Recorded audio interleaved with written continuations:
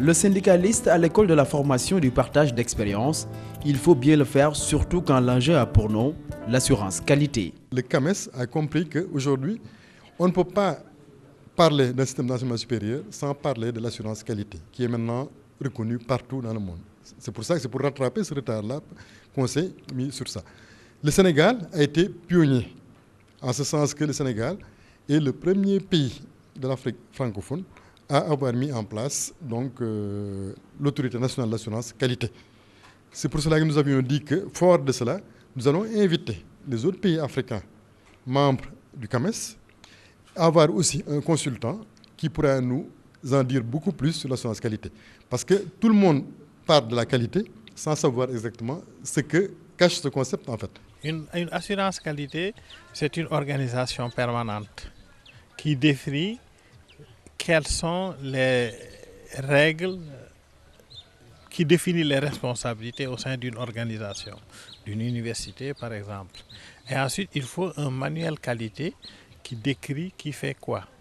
Des procédures, des processus et un ensemble maintenant d'audits qui mesure la qualité au sein de l'organisme.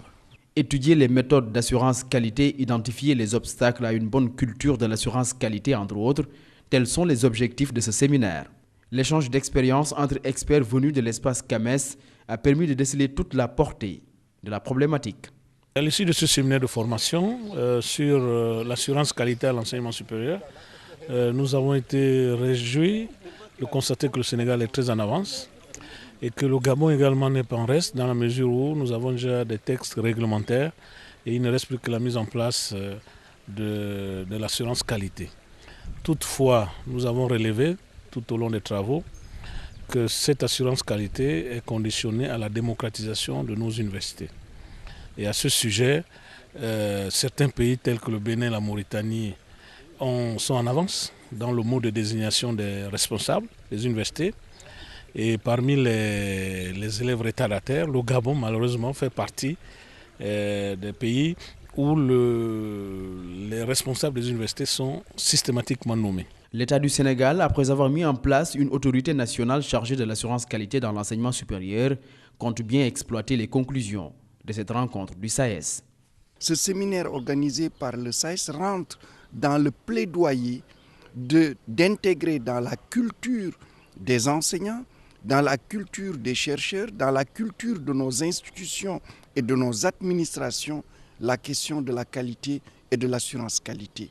Et donc c'est ensemble, en partenaire, que nous allons travailler pour que toute la communauté de l'enseignement supérieur soit imprégnée, soit aussi formée. L'ANAQ a commencé cela en tenant des séminaires à la fois pour le public que pour le privé. Bientôt, l'ANAQ va commencer à produire des rapports d'évaluation. L'ANAQ a mis en place des référentiels pour les formations et des référentiels institutionnels.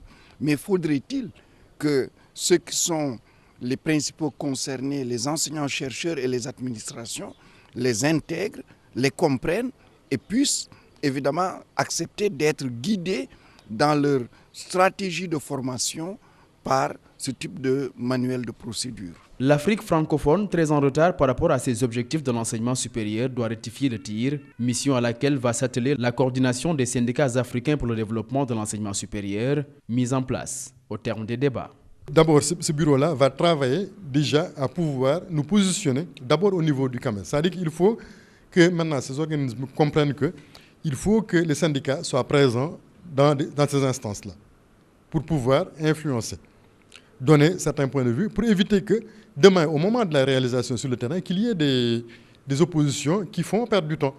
Mais pas seulement au CAMES, parce que le CAMES, c'est le niveau scientifique, disons, académique et scientifique, mais aussi au niveau des bailleurs, comme par exemple l'UMOA, comme par exemple l'ASEMA, comme par exemple la CEDEAO, ainsi de suite, qui ont des programmes prévus, ou bien en tout cas des rubriques prévues pour développer et soutenir certains programmes d'enseignement supérieur, mais qui n'ont pas les experts qu'il faut pour cela.